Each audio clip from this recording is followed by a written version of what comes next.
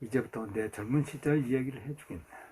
내가 어떻게 낙타상이 되었는지 말이지. 내가 옛날 시리아에서 노예생활을 했다면 믿을 수 있겠는가? 모두가 놀라는 알고있다. 그러나 다바시르는 염소 종아리에서 다시 살등을 찢어내며 그 시를 천천히 이야기하기 시작했다. 나는 안장을 만들어 팔던 아버지에게 어렸을 때부터 장사하는 방법을 배웠다. 아버지 가게에서 일하면서 아름다운 아내까지 맞이하게 되었다. 별다른 기술이 없었던 까닭에 돈벌이가 시원치 않았지만 아래와 철학하면서 그런 대로 살아가고 있었다. 하지만 내게는 커다란 꿈이 있었다.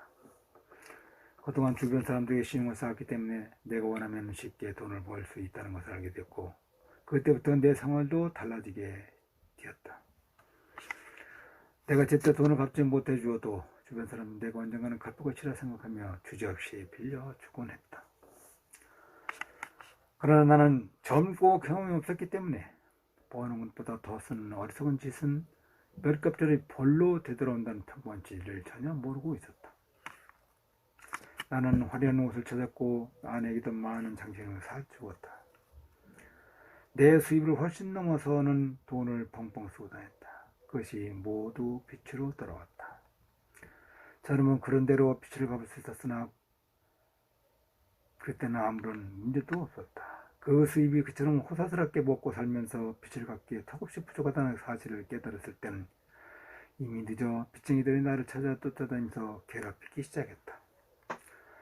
당연히 내 가족은 파탄진기를 얻고 친구들에게 손을 벌렸지만 친구들까지도 나를 외면하게 되었다. 그들에게 돈을 제대로 갚지 못했기 때문이다. 내 삶은 점점 황폐해져갔고 아내마저 나를 버리고 친정으로 돌아가 버렸다. 결국 나는 고향을 떠나기로 결심하고 있고 다른 도시에서 새로운 삶을 찾기로 하였다. 그로부터 2년 동안 나는 대상들을 따라다니며 등이 휘도록 일을 했지만 별다른 성과를 얻지 못했다. 나는 좌절감을 이겨낼 수 없었다. 마침내 사망을 휩쓸고 다니면서 힘없는 대상을 습격해서 돈을 뺏는 강도단의 유혹에 빠지고 말았다. 결코 사람답지 못한 짓이었지만 나는 세상을 엉뚱한 눈으로 바라보고 있었던 것이다. 나는 내가 어디까지 타락했는지조차 깨닫지 못하고 있었다. 우리는 처음에 대단한 성공을 거두었다. 상당한 황금과 비단을 약탈할 수 있었고 그래서 우리는 기니로 그것들을 가지고 흥청망청 써버렸다. 그러나 신이 우리 편일 수는 없다. 두 번째 습격에서 우리는 그다지 운이 좋지 않았다. 대상을 습격해서 물건을 뺏긴 했지만 그 대상이 호의를 요청한 원주민들과 함께 한바탕 싸움을 벌여야 했기 때문이다. 결국 우두머리 격이 된 두 사람이 죽었고 우리는 포로가 되어 다마스크로 끌려가게 되었다. 거기서 우리는 벌거벗겨진 채로 노예로 팔리는 신세가 되고 말았다. 시리의 한 족장이 나를 은화 2개로 사들였다. 나도 다른 노예들처럼 머리가 꺾이고 부부만을 겨우 가린 옷을 입고 지내야 했다. 무모한 젊은 혈기로 세상을 제대로 제 멋대로 살았던 대가였던 것이다. 나는 족장의 부인들을 시주는 노예가 되었고 족장의 네 부인은 나를 마치 고태된 남자처럼 다루었다.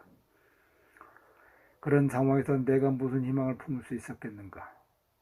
시리아 사막의 사내들은 한결같이 선하고 호전적이었다. 내게는 그들에게 저항할 수단도 그렇다고 도망칠 방도도 없었기 때문에 그들의 뜻에 순종하는 수밖에 없었다. 족장의 네 부인 내게 눈길을 던질 때마다 나는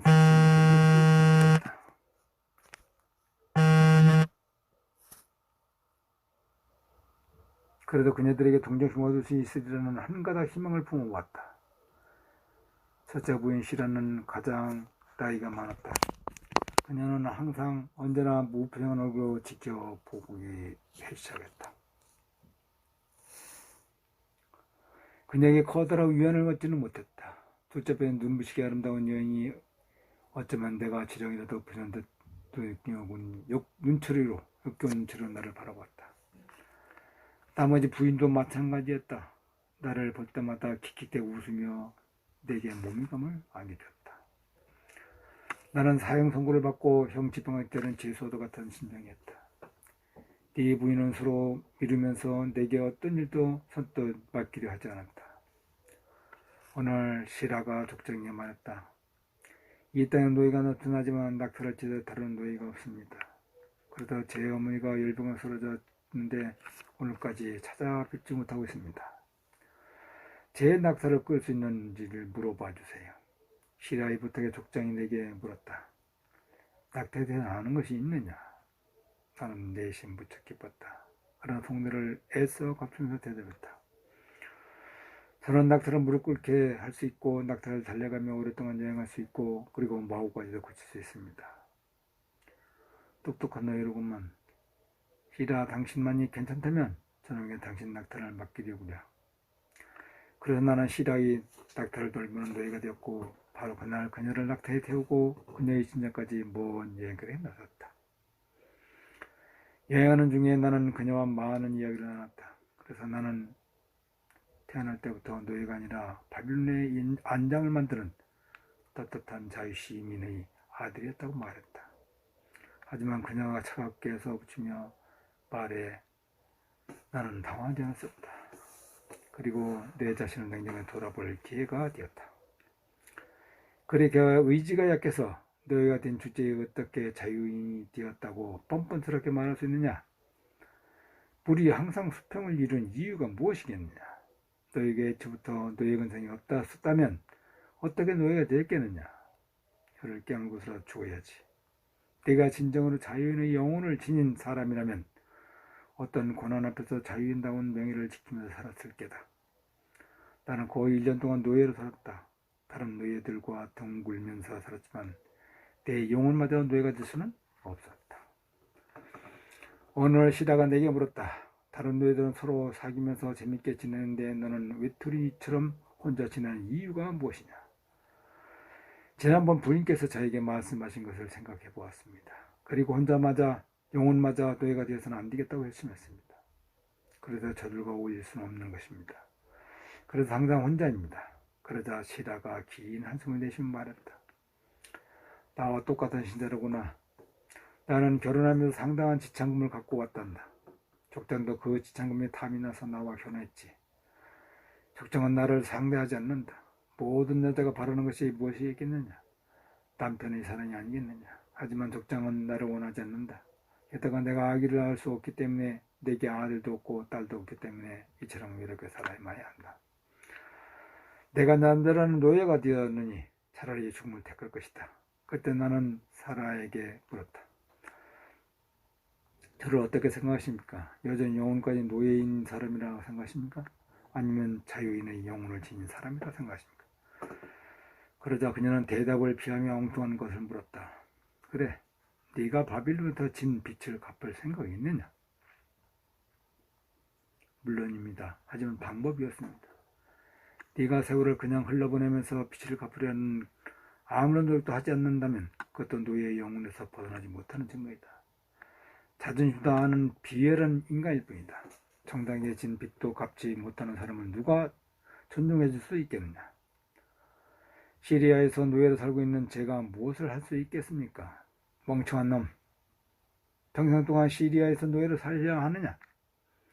저는 멍청하지 않습니다. 그런 증명해 보여라. 어떻게 말입니까? 바빌론 왕을 보거라. 적을 맞아서 온갖 방법을 동원해서 전력을 대해 싸우고 있지 않느냐? 네 적이 무엇이겠느냐? 네 빛이 바로 네 적이다. 그 빛 때문에 바빌론에서 쫓겨나온 것이 아니냐? 빛을 갚지 않는다면 빛은 눈덩이처럼 불어나기 마련이다. 적을 눈대로 내버려두면 그 적이 점점 강해지는 것이 마찬가지다. 남자답게 적과 맞서 싸우거나 적과 맞서 싸워 이길 수 있다는 자신감을 가져라. 언제나 존경받는 시민이 되겠다고 다짐하거라. 하지만 내게는 그런 적과 맞서 싸울 용기가 없었다. 네 자존심을 내팽개친 대가가 무엇이냐? 결국 이거 시리아 노예로 잡혀오지 않았느냐? 시라의 신랄한 지적에 내 자신을 돌이켜보지 않을 수 없었다. 물론 가슴까지 노예가 된 것은 아니라고 변명도 해보지만 그것은 증명해 보일 방법이 없었다.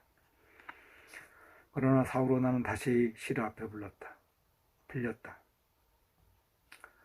내 어머니께서 다시 편찮으시다는 소식을 들었다. 가장 좋은 낙타로 두를 준비하도록 하라. 긴 여행을 해야 하니 물도 충분히 준비해야 할 게다. 먹을 것들 하네가 따로 준비할 줄 게다. 나는 낙타의 안정을 찌고 하네가 말해준 먹을 것도 완벽하게 챙겼다. 하루를 꼽아 가야 할 먼 거리에 있기 때문이다.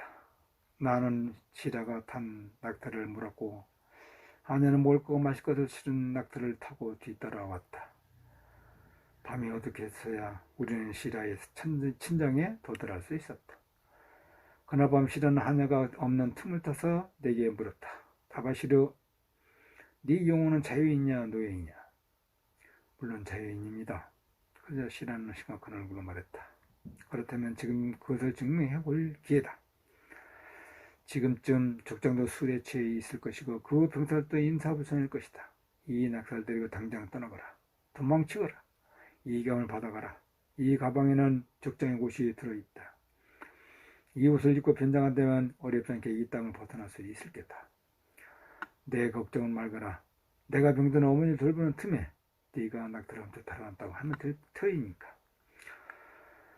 부인께서는 정말 족장의 부인다우십니다. 감사합니다. 부인의 행복을 마음처럼 빌어드리겠습니다. 그러나 시라는 씁쓸한 미소를 지으며 대답했다. 행복? 행복이 내게도 찾아오겠느냐? 이 먼 땅 속에서 행복을 찾는 사람에게 행복이 찾아오겠느냐? 어서 떠나거라.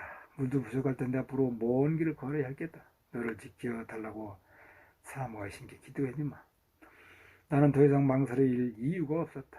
그녀의 따뜻한 마음에 감사를 표한 후 어둠을 타고 탈출을 시도했다. 사막에 대해서는 아는 것이 별로 없었지만 바빌론 방향을 어렴풋이 것은 있었다. 계속해서 언덕을 넘고 사막을 건너야 했다. 그때 나는 두 마리 낙타를 끌고 탈출했다. 낙타까지 훔쳐서 다루는 노예에게 가해질 형벌이 어떤 것인지 알고 있었기에 나는 죽을 힘을 다해 걸었다. 다음날 오늦게 나는 폐허처럼 변해버린 마을에 도착했다. 사막 사는 사람이 섰었는 땅으로 변해버린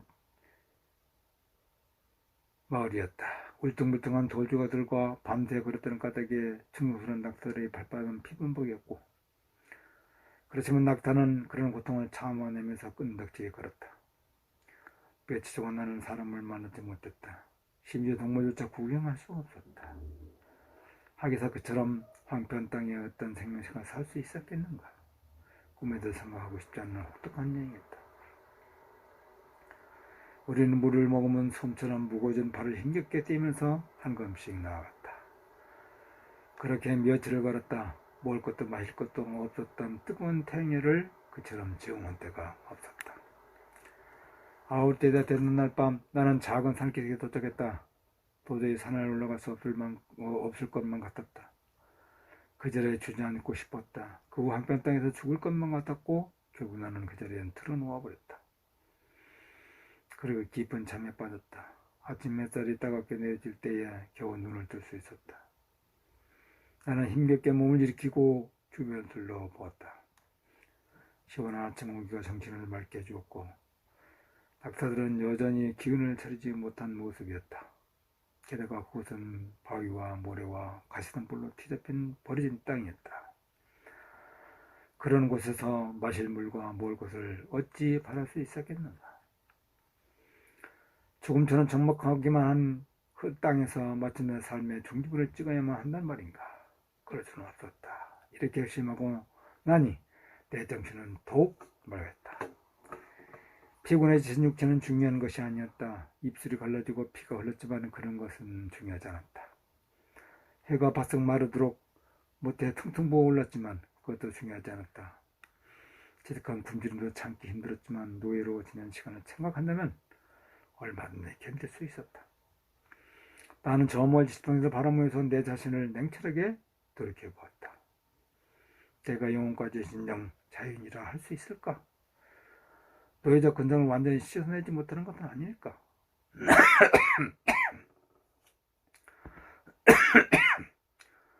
그때 나는 분명히 깨달을 수 있었다. 내게 노예적 근성, 즉 누군만큼이라도 있었다면 모든 것을 포기해 그 자리에서 죽음을 택하는 것이 나았다. 더 막힌 노예의 종말로는 오지 않았다. 하지만 내가 영혼까지 자유인이라 잡아들면 어떻게 해야 할까? 그랬다. 어떤 수를 써서라도 바빌론을 돌아가 나를 믿었던 사람들에게 돈을 갚아야 했다. 나를 사랑했던 아내에게 행복을 되돌려 주어야 했고 내 부모에게도 돛달을 달라진 아들의 모습을 보여주어야 했다. 내가 바빌론을 떠난 이유가 무엇이냐? 빚 때문이 아니었거냐? 결국 네가 이겨내야 할 빚은 저기다. 사라는 나를 이렇게 꾸짖었다. 사실이었다. 그런데 왜 나는 사람다운 삶을 포기했던 것일까? 친정으로 돌아가려는 아내를 왜 붙잡지 못했을까? 그때 이상한 일이 일어났다. 그때까지 내 눈을 가리켰던 생유리가 사라진 듯 온 세상에 다른 색으로 보이기 시작했다. 마침내 나는 삶에서 진정한 의미를 깨달았던 것이다. 사망에서 죽는다고? 나는 아니야. 내가 이 삶을 헛되이 죽을 수는 없노. 나는 새롭게 시작하고 싶은 의욕에 불탔다. 반드시 해낼 수 있는 것이라 자신감에 불탔다. 먼저 바빌론으로 돌아가서 내게 돈을 빌던 사람들을 만나야 했다. 내가 겪은 불행과 좌절의 세월을 그들에게 솔직하게 털어놓고 뼈가 부서지도록 일해서 돈을 갚겠다고 말했다. 그런 다음 아내를 찾아 용서를 빌고 내 부모에 부끄럽지 않다는 아들이 되어야겠다. 내 빚이 내 적이었다. 하지만 내게 돈을 빌려준 사람들은 나를 믿던 친구들이었다. 내 잘못 때문에 그런 친구들을 적으로 만들었던 것이다. 나는 비틀거리며 일어섰다. 굶주림? 그것은 대수는 문제가 아니다. 내 목표는 바빌론이었다. 내가 적으로 만든 친구들에게 진정한 자유인으로 거듭태는 내 모습을 보여주고 싶다. 이런 생각에 짜릿한 전율감이 온면에 깨졌다. 낙타에 충혈된 눈동자도 내 결의에 찬 목소리에 한결 밝아진 듯했다. 그들은 몇 번이고 쓰러지면서 안간힘을 다해서 일어섰다. 그들은 불거리 의지력을 보여주며 북쪽으로 한간없이 내디뎠다. 그리고 마침내 우리는 물을 찾았다. 새파란 물과 열매 있는 땅을 지나게 되었던 것이다. 그리고 자연의 영혼이 우리 인도하듯이 바빌론까지 이르는 길을 찾아낼 수 있었다. 결국 마음가짐이 문제였다. 내가 노예적 근성에서 벗어나지 못했더라면 노예에 불과한 내가 무엇을 할 수 있었겠는가? 나는 천일보다 어떤 결심을 얻을 수 있었겠는가? 다마시는 다르카드에게 눈길을 주며 물었다. 다르카드, 자네는 어떤 사람인가? 자네의 굶주린 배 때문에 세상이 원망스럽기만 한가? 오히려 정신이 맑아지지 않는가? 잃어버린 자신을 되찾고 싶은 마음이었는가? 세상을 원래의 색대로 볼 수 있겠는가? 엄청난 빛이겠지만 그 빛을 모두 갖고 바빌론의 시민으로 다시 태어나고 싶지 않는가? 이상은 저자가 숨겨두고자 했던 이야기입니다. 참고하시기 바랍니다.